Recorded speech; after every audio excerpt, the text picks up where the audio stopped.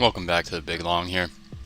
So, we got decent amount going on this morning. Futures are mixed at the moment, but with the earnings out right now, while this is on commercial break, Dick's reported better than expected earnings, which was a beat. Deliveries were up about 19.2%.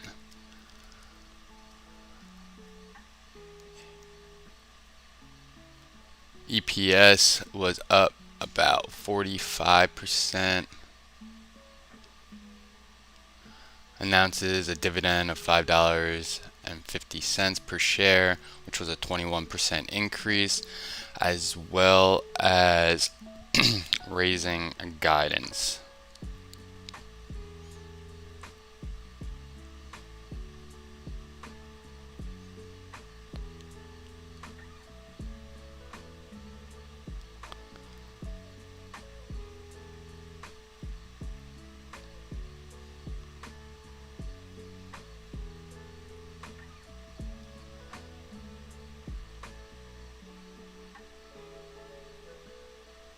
So net sales were about 6.19 billion. That's a 53% increase. Wow.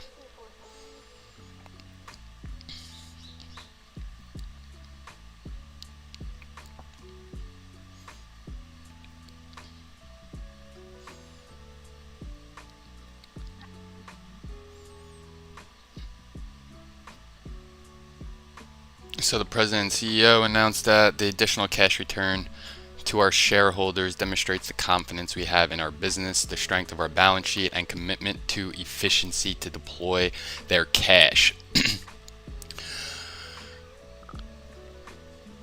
That's good because they're noticing their shareholders, and obviously they see the growth and potential. Not really looking at any other earnings. I mean, Intuit yesterday also posted better than expected earnings, and they actually took a big increase in their stock price after hours. Unfortunately, I talked about it yesterday. I just missed getting in an option right before the close.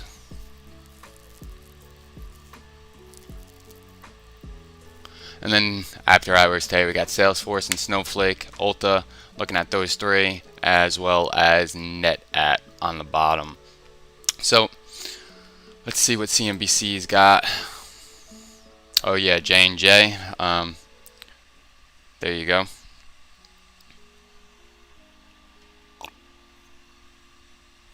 So J&J came out with news that their vaccine booster shot generated a promising immune response in their early trials. So I didn't actually get into the finer details and read about that, but I'm sure there are some details that you need to read through.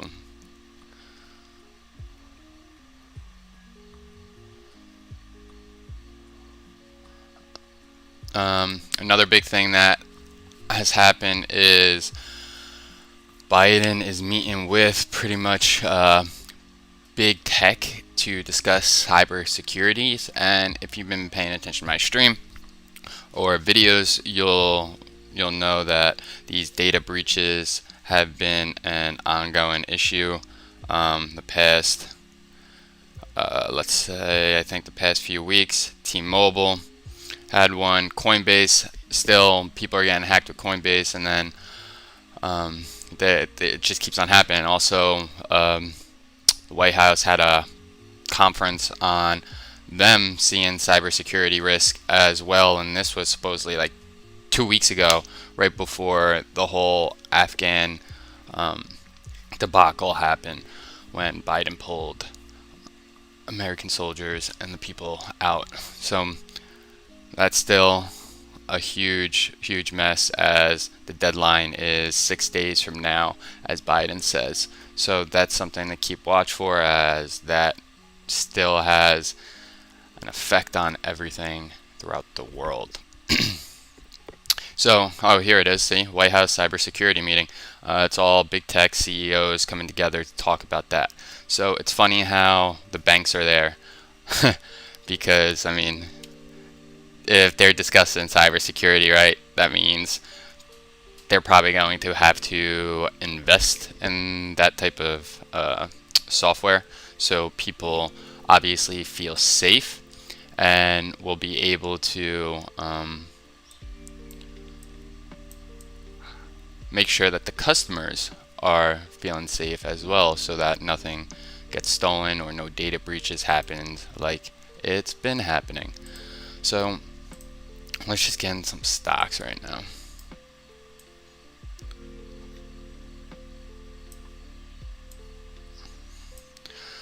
So Dix, yep, pointed this out last night. Posted better than expected earnings. You see pre-market hit 128.75, as well as closing at 114.39 yesterday. Now that's a pretty big move upwards, as the day hasn't even started. I mean, you could see this is 7:30 in the morning. You see that big candlestick coming up, and I mean, looking for a pullback, probably honestly around maybe 122 area. I could see a pullback coming back down to, or possibly even to yesterday's previously high 116. Could be wrong. I mean, earnings were good. Growth seems to be the ongoing trend with earnings. Growth is good, cash flow is good, then it's just taking off. And so that could be a sign of better than expected earnings, as things still are shaken out, because if the Fed tapers earlier than expected, then I think it could definitely shake up the market a little bit. So as we're looking at it, DIX is actually still moving. It's crawled back up since we've been talking, but let's get into it. So from a weekly standpoint, it actually hit a weekly high yesterday of 116.20, which is pretty big, and you could see that it has done nothing but go up. So from a weekly standpoint, this has been a great upgoing trend, as consumers have been flush with cash. And I mean, if you've been locked up for so long, you like golfing, you like going outdoors, you like playing sports, for instance. Going back to school is happening, so people are probably buying new sporting clothes or shoes, or possibly sporting equipment to get ready for football, soccer, those fall sports, right? So that's something to keep in mind right now. Right now, you'll see this +5 limit. Looking to make a play in the options market. Now I bought, well, didn't buy it yet, but when opening bell happens, at the $125 strike price for $1.05. Now that total cost is about $525 plus about 3.25 of a commission fee. So it's $528.25. I mean, you don't have to use that much capital. To me, I don't even think that's much, but the options expire Friday, so I have 2 days, and that's a high risk, high reward play that I'm willing to place a bet on. So my threshold for this won't be as, I guess you could say, lenient as others. If this dips back to the low 122s and then well, I should say if it dips all the way under 120 during trading hours, I might pull my option. It's a limit, so that option call needs to hit that limit price in order for me to have that. So options give you the obligation to buy shares if it's a call option, not the right to buy them. So I got 2 days to exercise it if the limit hits, and if it does hit, hopefully that's a good sign for my portfolio today. And I honestly can't see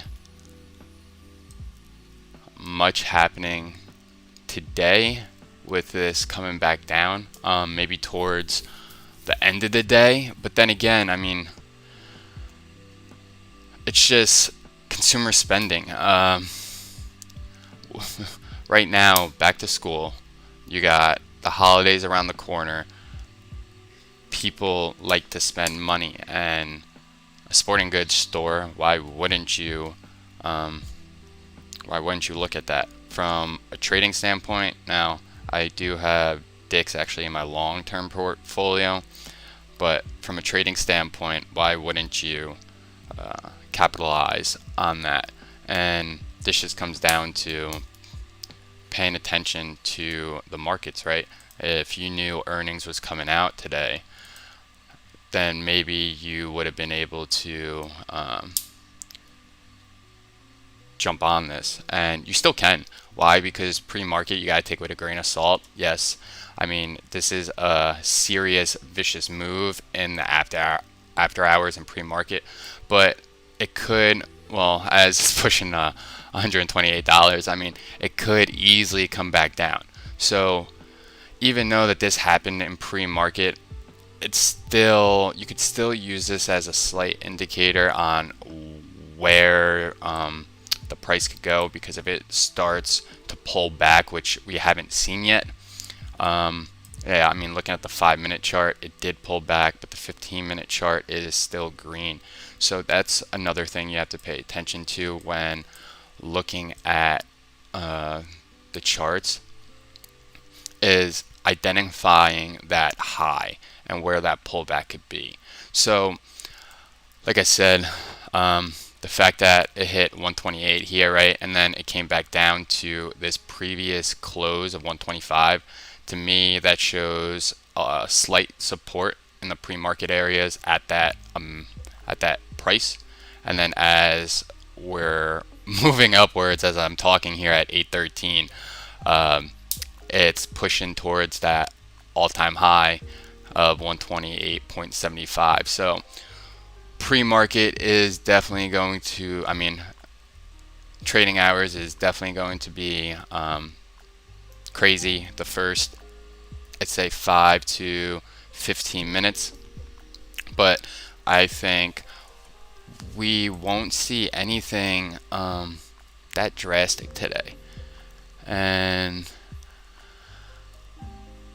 we have the Nasdaq futures down about 2.25 points, S&P down only about I think a half a point, and the Dow futures are flat right now, while crude's up, US 10-year's up, dollar index is up, and the VIX is up. So I think the dollar and the US 10-year, that's kind of trading with anticipation for the Jackson Hole Summit, because if they do taper, or they say anything about tapering, inflation, stuff like that, that will trigger rates possibly, and the US 10-year might just ramp up a little bit, might see a little pullback. That's something that I'm looking out for, and we'll get more in depth as tomorrow and obviously Friday gets here. The VIX is the volatility. So pretty much here, let's actually look at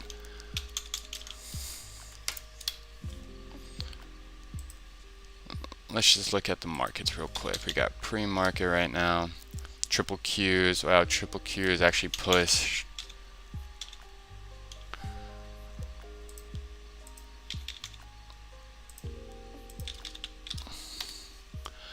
So pre-market here pushed to 375.12 now. That's actually, if we push new all-time highs in the triple Qs, I mean, wasn't necessarily big tech wasn't down yesterday, but we did see Apple and Microsoft kind of pull back. And so that's just something interesting, just because it was Tim Cook's 10-year anniversary. I spoke about that last night. And now, as we are at the triple Qs area, so let's go from a weekly perspective. You can see here it's been riding these moving averages, and you can see that the blue one kind of shows and acts as support, and then the red one obviously is the next line of support it seems to see. So you could see whenever it dips below that blue line, right, and it hits that red one, it holds that support pretty well at that price. But then what was this, May? So May, it actually broke away from that red line and continued upwards in a very bullish sentiment. But like I've been pointing out, the volume at these price levels are not significantly solid.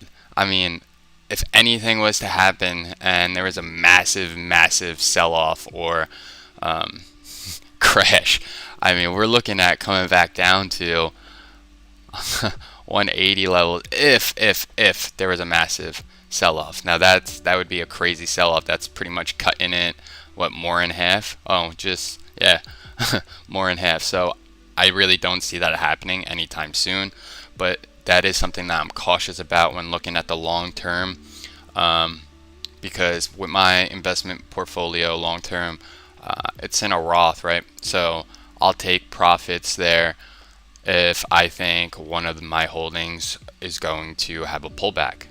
And in this environment, there's a lot of uncertainty. So if the inflation trade comes back, right, and that's transitioning and rotating out of the growth plays and into those value plays. Why? Because if inflation starts to become a big problem and rates do go up, Fed tapers with everything, then interest rates are going to rise. And then those growth companies, it's going to cost them more money to be able to take out money, to use that debt. Why? Because it's higher rates. So they're going to have to pay more money on that money that they're taking out to grow their company. Where the value stocks are trading at a lower price because it's more stable, consistent, and you don't see that high growth like you do with big tech and some of the others. So definitely keep an eye out on this, as it did hit that high at 375 in the pre-market, and it seems like that's somewhat, let's look at the 30-minute chart so we get a couple days. So it's just been stair-stepping, right? The past few days it's just been stair-stepping upwards and onwards, and pre-market has been somewhat of an indicator on where we're going. It hits that high and then a slight pullback to pretty much almost the previous day's high, and then it just pushes higher. So triple Q is definitely something I'm looking at today. And then let's see what the SPY is tracking.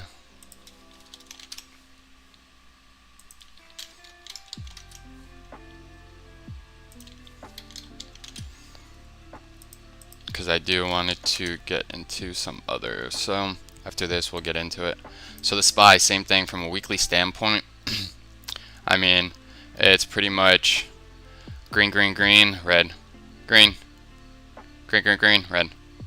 So pretty solid, but then again, upwards and onwards. And like I pointed out, the volume at these prices aren't that strong. So not trying to scare anyone, and also I'm just some person making YouTube videos. So who am I, right?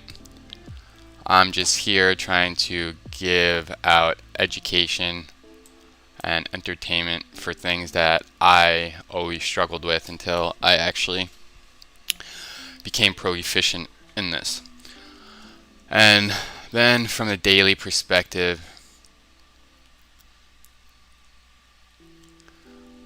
we have that SPY hitting that intraday high of 448.54, and then as we see, slightly down,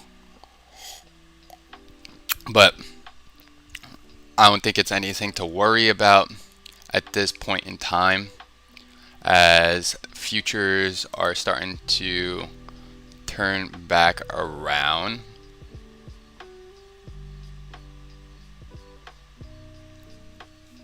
Alright, so now let's get into some tickers. So one stock that I'm looking, oh sheesh, holy smokes. Now this one I'm actually really upset about myself that I did not get into. I talked about this because of earnings, and I just missed it before close yesterday. So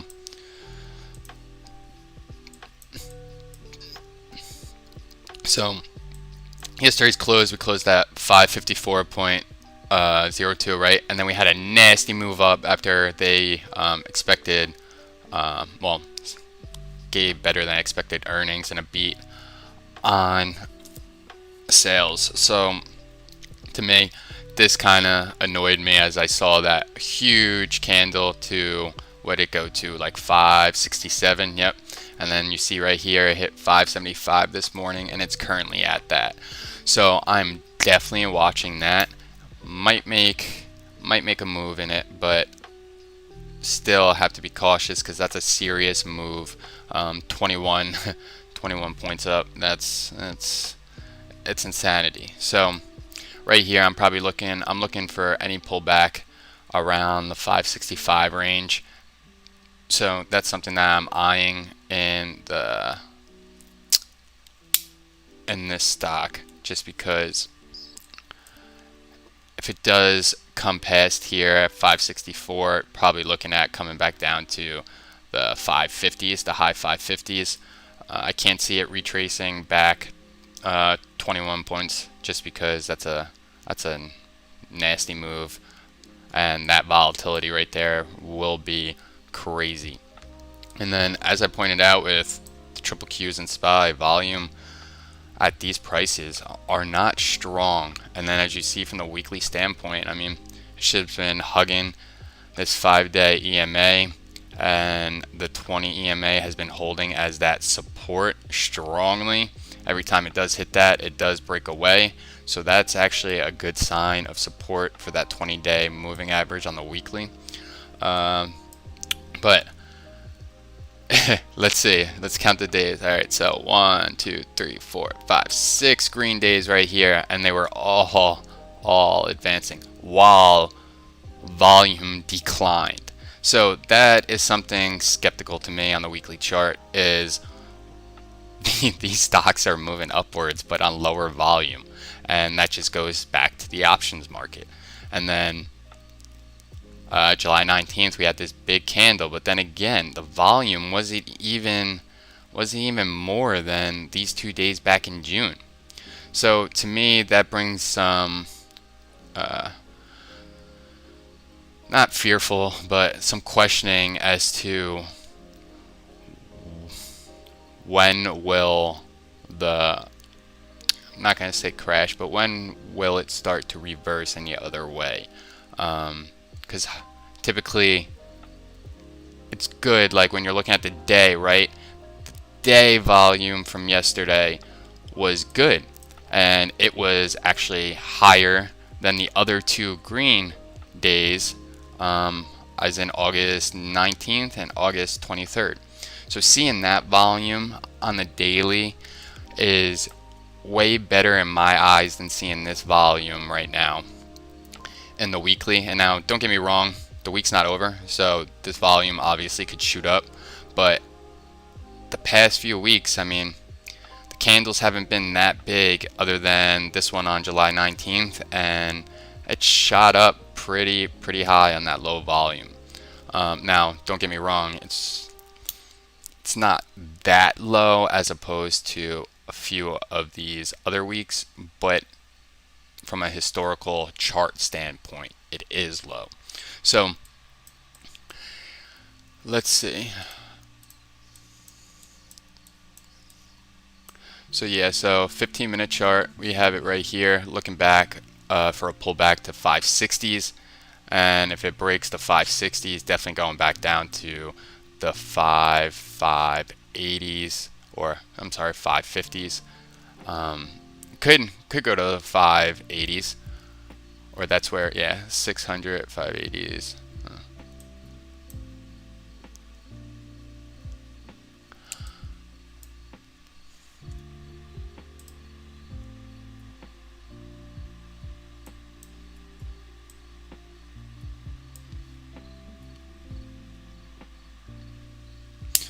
All right, now,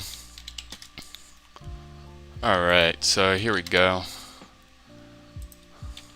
Yesterday, I pointed out that if AMC got over that 38 level, we could see a gamma squeeze. And it wasn't just AMC, it was pretty much the quote-unquote meme stocks, right? So AMC hit $48.20, and then as we get into it, right now, this is a nasty move upwards, and as it comes back down, I'm looking at this to continue upwards, and we're looking at opening up a little higher than yesterday. But this stock is a very volatile stock, and this is something that you definitely have to pay attention to and always assess your risk. So this is what I'm talking about with risk tolerances. The fact that we hit this $72, right? And then the next day we came back and we opened at $52 and a low of $39. Now this is the weekly chart, but that's a pretty drastic drop off, right? But if you want to look from the daily chart, not as big of a drop off when you're looking at the days, but then when you're looking at it, right, it makes sense. So this actually hits the 39.71 mark, and this hits that high of $68.80, which on the weekly it shows. And then you see my pennant here. So this week it's finally broken out of that pennant, that downward slope. The longer term trend always plays true other than the short term trend. You can't work forwards to backwards. You have to work backwards to forwards when looking at the charts. Why? Because long term trends, that's just how it is the way that things remain true. It's pretty much it's kind of like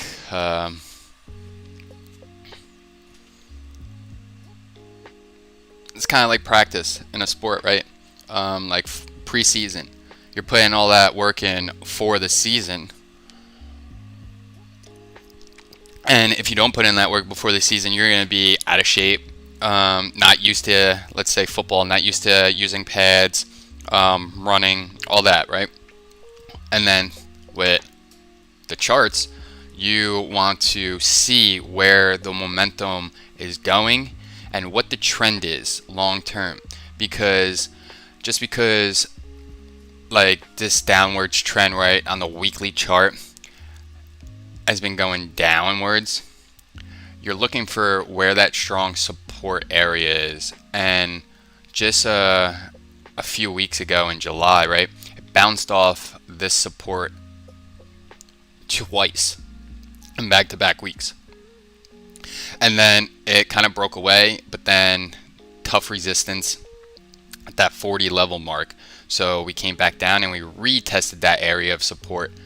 And then finally last week we tried to break out of it, and it wasn't as much of a vicious move as yesterday's was. So the fact we had this big candle yesterday and it's only Wednesday, that's a good sign for a bullish momentum, as the indicators, for instance, the weekly, right? this hasn't crossed over yet. So with the daily, this happened, what, the 13th? Yeah. So this breakout happened the 13th, while the weekly is still, MACD is still showing a bearish signal.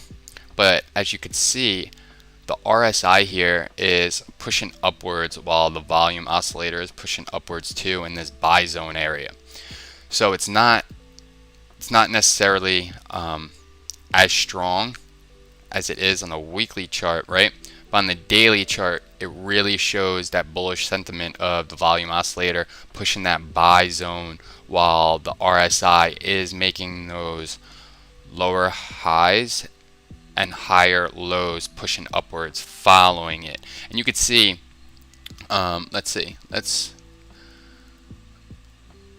so this, I pointed this out, right? That the last time we saw a breakout was back here. And when you're looking at this, even though that these are different levels, this is almost the same exact setup from right here. Now it comes down drastically, right? And then it sets up for a nasty, what, 1, 2, 3, 4, 5, 6 day move. And then after that, it slowly starts making the way down, declining to, all right, sell signal up. It just consolidated at that area until that breakout happened. So that's a good sign. Still watching it on my radar. And then as we get into this, so let me actually, let's draw some stuff. All right, so we got this going on right here.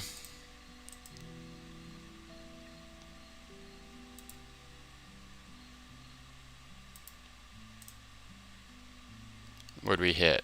48.20. Wow. Alright, I'm not going to be able to get 48.20, so we're going to go like this.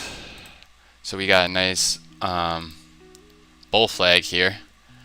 So if this breaks down, I could see us coming back down to retest $41, and that would be an AMC move. But I don't know, that's just the volatility when you're playing with these stocks and you're looking at the charts.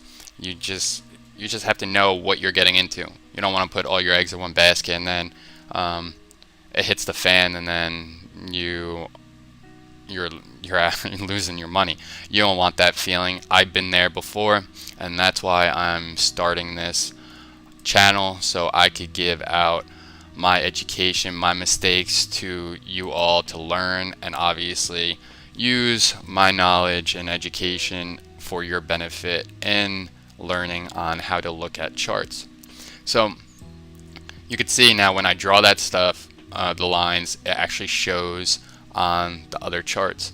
So as this hit that $48.20, right? It's been consolidating downwards, making those lower highs and higher lows. But then again, this is after hours and pre-market, so pre-market could happen and we could see a massive sell-off real quick, and then it could gather itself and start pushing upwards. Or I could be totally wrong and AMC could just come out running upwards right out of the gate, depending on how much volume we see. So that is going to be something that I am looking at today. And all these arrows, right, these are all alerts for me. So that's how I stay up to date on my stuff. I don't really check it throughout the day. I'll check it at lunch, and I also set limits for myself, so I could look and be like, oh, all right, it's sold. Oh, okay, I lost $50. All right, well, not, it could have been more. Or sometimes I'll look at it, it's like, wow, I sold for a $25, $100 loss, and now it's up. I mean, if you're following your rules, then you can't get mad when that happens. You could always re-enter a trade, right? But you never want to lose more money than you anticipate. So that's why you need to come up with that threshold level of losing money. And mine's always typically 5 to 7% of what I'm going with. But then again, it depends on the stock volatility, right? Like AMC was up, what, 20% yesterday. So if they go down 20% today, then what? Then I lose, and then I'm down, right? So that's the worst part of it, and that's where assessing your risk is really big. So we were pushing $46, right, in the pre-market area. Now we're just consolidating around that 45, which is good. Why? Because we did hit 45 and we consolidated between, let's say, what was the range here? The low was $42.57, while we'll go with this red candle was a high was $45.64. So within this consolidation range at the end of the day, I mean, with this nasty move up, this little profit taken at the end of the day doesn't necessarily bother me because it was on the higher side, and we haven't seen a move like that with AMC in a few days. I mean, actually, I shouldn't even say a few days. I should say a week, a few weeks, a month. Yeah. So the last big candle was on July 20th, and this one was the 24th. But seeing that move upwards, I mean, this all comes down to the option markets and stuff that like you really need to know what you're doing. Options could be a great way to leverage your equities or also to hedge your equity. So while we're talking, AMC is actually pushing to 46. So that's a great sign right now, as the momentum is definitely pushing bullish. So if we break out of here, we're definitely hitting 50 today, which I could see. We already got that big candle. It's 838. So this is definitely something that I am looking out for as we get ready for today's trading day. And let's go into another one that was a big winner yesterday. Wow. Okay, so Best Buy is looking to take out its all-time highs from yesterday. And look at this, right? This is a huge cup and handle right here on the 15-minute chart. All the way right here. You see where it comes back to that little dip off from that day. So pre-market comes all the way back there and then starts consolidating, forming that handle right here in pre-market. And then market opens and boom, just runs with it. Now, don't get me wrong, this is because of earnings and way better than expected earnings. So that's a great sign. And the fact that it hit $124 yesterday and now it's about to open up even higher today. This is another one on my watch. I sold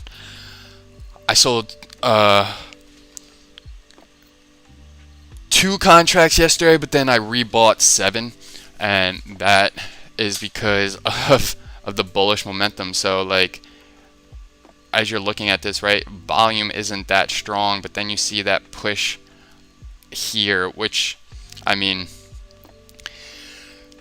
you gotta be careful when you're getting into the markets when volume is a little skeptical, because if you look before earnings, the volume wasn't as serious as it was yesterday. So could growth in earnings be a good indicator that growth is here to stay right now? Yeah, sure. It definitely can, because I don't see Best Buy going anywhere anytime soon. And as their e-commerce or e-commerce on-store line picks up more and more user base, as maybe people don't don't care to go into the store or are just cautious because of COVID. So, looking at the weekly chart, right? Back in May, Best Buy hit an all-time high of 128.57. And then yesterday we had that massive move upwards.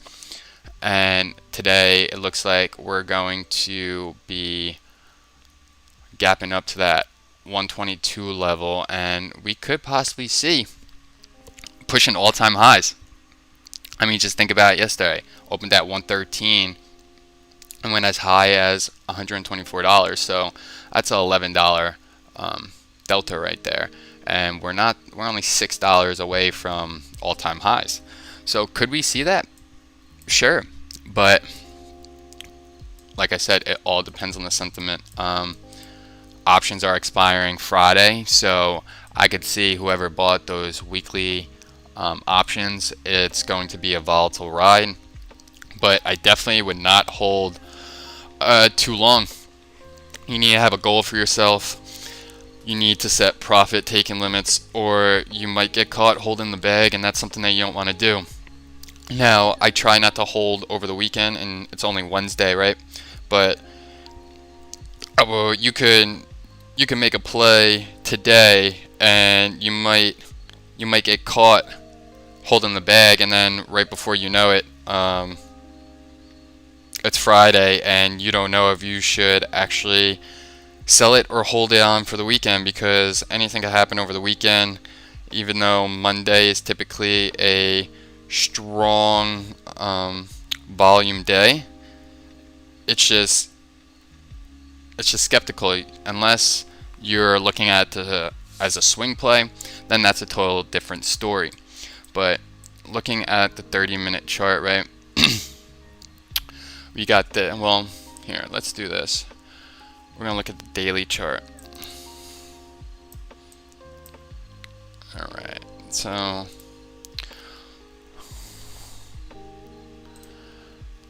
we're going to take this low point, we're going to go to the high point of 128.55 right there. Alright, so we broke through the resistance of 120, right? And now it looks like we're going to be gapping up higher today. And there's going to be some resistance at that 128 level. We'll see if we get there. If we do, I mean, could push 130s. I'm not exactly too sure where that will go.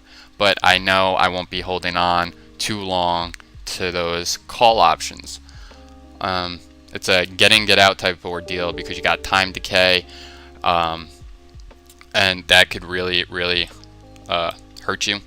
But like I said, it's a quick turnaround. But you see that we have solid support at the 108, right? And then as soon as it broke out yesterday, it had this breakout on the MACD signaling bullish behavior and a reversal, and then we ended up gapping up $14.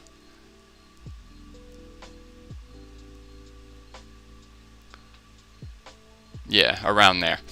And so today will be a great bull run for Best Buy, I believe. Now, even though if we gap up, because we did consolidate on that lower end, but when you're thinking about it, we consolidated above that resistance line, which is good, because it's showing that the stock is comfortable above that resistance, and now it should act as support.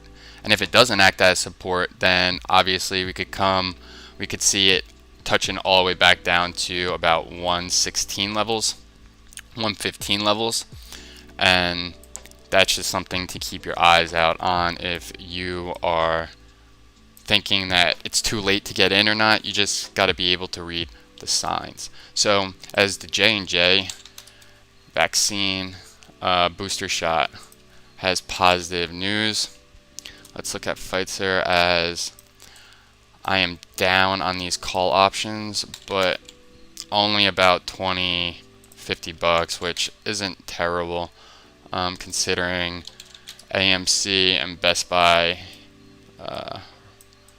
making those massive moves.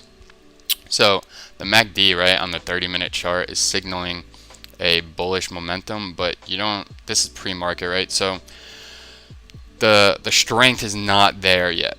But then when you're looking at this from, let's go here to here. So when you're looking at this from a longer time frame, like I said, the MACD is topping out here as volume and the RSI are dipping lower. And we did have a red day here yesterday. So like I pointed out, this is looking like a double top. Wow, a double top. And a double top is when a stock reaches the resistance level but can't nearly get over it. And so the fact that this topped out at what, 51.28, $51.36, the pressure, the buying pressure wasn't there, and the sellers, the short sellers, outweighed the buyers, which pushed it ultimately lower yesterday. And this brings up just what I was talking about with it. I mean, the FDA approval, I mean, this could have been in talks for quite some time. As you could see, the stock has always had one big green candle and then a slight pullback, and then on the third day it bounces up, right? So this is something that I am definitely watching because the trade line right here caught up to yesterday. So this is either going to be reversing downwards to about the $46 zone, or buyers might be able to hold it. But this goes back to what I was just saying earlier, is the volume by price isn't strong up here. So this is why you're seeing those drastic moves when a stock hits $51.86 and then the next day it opens lower, but it was still a green day. So this is something that you just need to be cautious about, because the fact that this is gapping up, right, and it's a red day, I mean, that's not a good sign. And it hit that previous, well, not all-time high, but it was in the range of it, and it was like, nope, we're not ready for that, bye-bye. So if you bought in up here, be cautious, just because if this doesn't hold support and we don't see that bullish momentum upwards, which I feel like the vaccine, the booster shot, should be able to drive Pfizer in the long term, just because if new variations need to be provided, that would happen. And another one before I go is NVIDIA.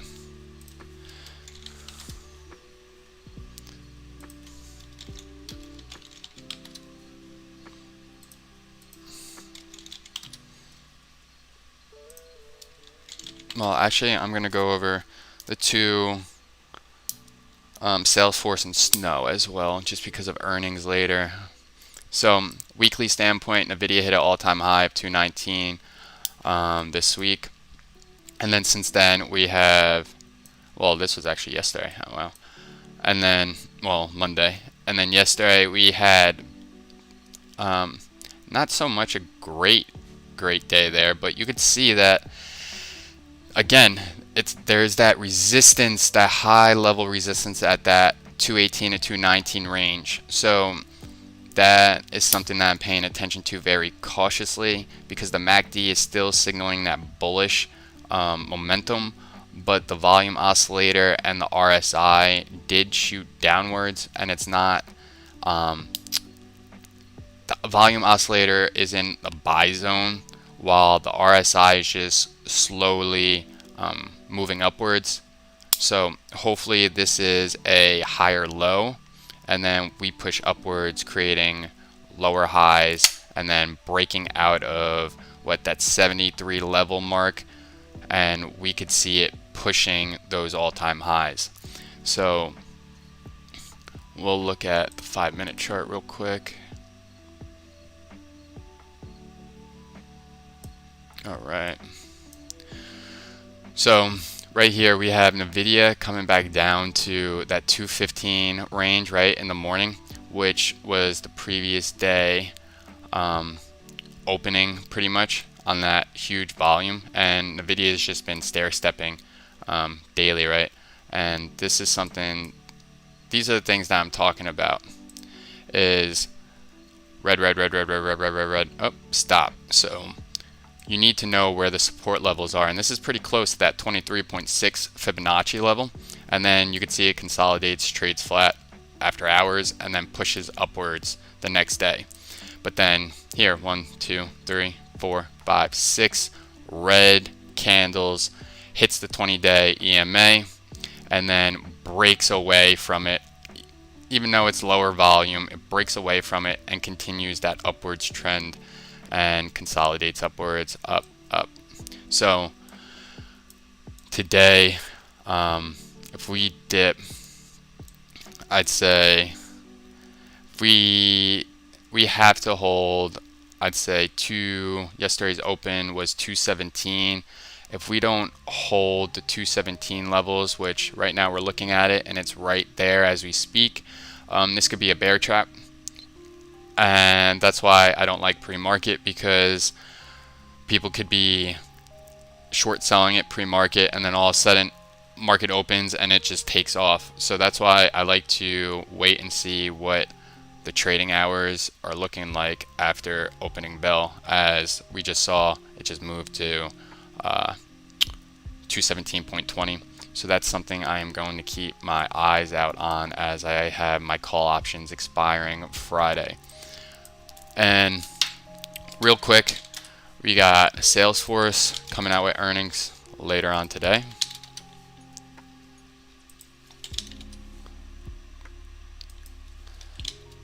And it looks like it is rising on the news of earnings, and same thing every morning.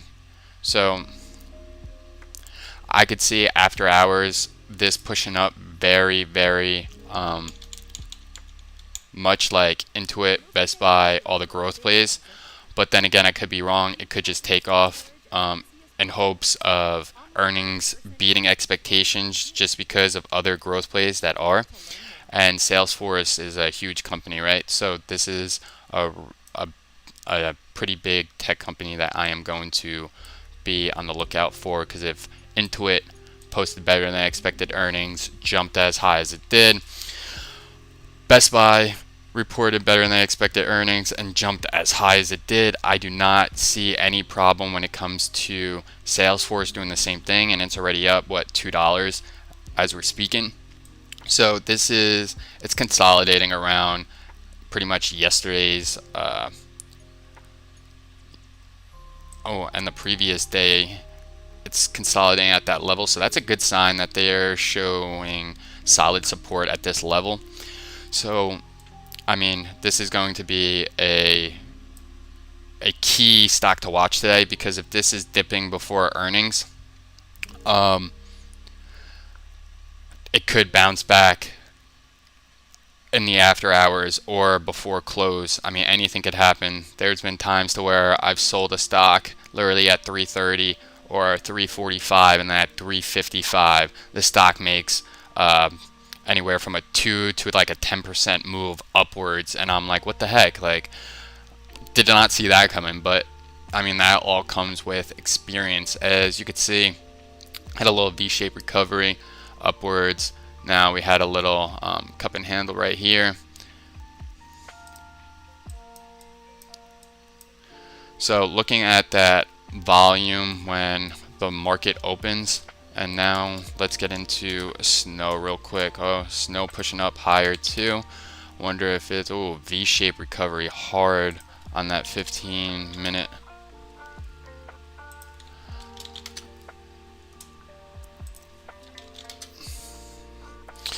Alright, so 30-minute now. See, this is what I'm talking about, is the fact that this came up so high pre-market, yes, oh well, open, and then it just fell right back down, and then it stayed at the previous day's high. It consolidated above it, which is signaling good support there, and that's good.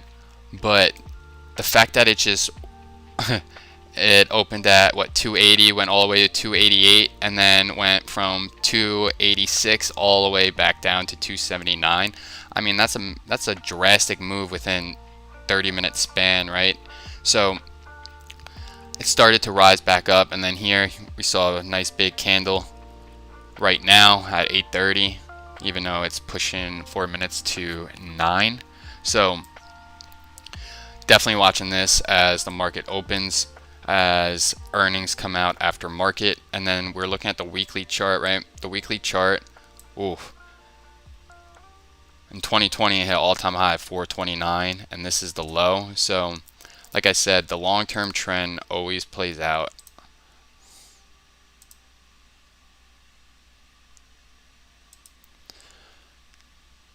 So we crossed that resistance line, and you could tell that it might start to become support as this bullish momentum still rises. Now, if this curl tails downwards, then that is going to be a indicator that it's not, the bullish momentum reversal is stopping, and this has been happening since what, June 7th. So it could be the end of it, because as you could see, it topped out at 25 here when it hit that I'm sorry, 29, when it hit the all-time high, right? And then it curl tailed downwards for, whoa, since January 2021 to June 7th. So that's a big decline in a downwards trend. But then it broke that resistance. When support is broken, it typically becomes resistance, as you see here, and then it finally broke it. So hopefully this wasn't a false breakout, and this 277 mark, 280 mark becomes support here and bringing up that reversal and keeping it strong. So that's what I got for you today. And now, before I sign off, let's see what this guy's got to say real quick. Guys, stocks are going up because of the Fed. When your people so correctly articulate how strong certain management teams are. Yeah, it's all good points, Jim. All good points. We look forward to seeing you at 9. See you in a few minutes. All right, thank you, Melissa. Great to talk to you. As we head to break, check out this story. Goldman Sachs out with its 8. Stocks are going up, he says. So, thank you for tuning in, and I hope you learned something. Have a great day, and have a green day.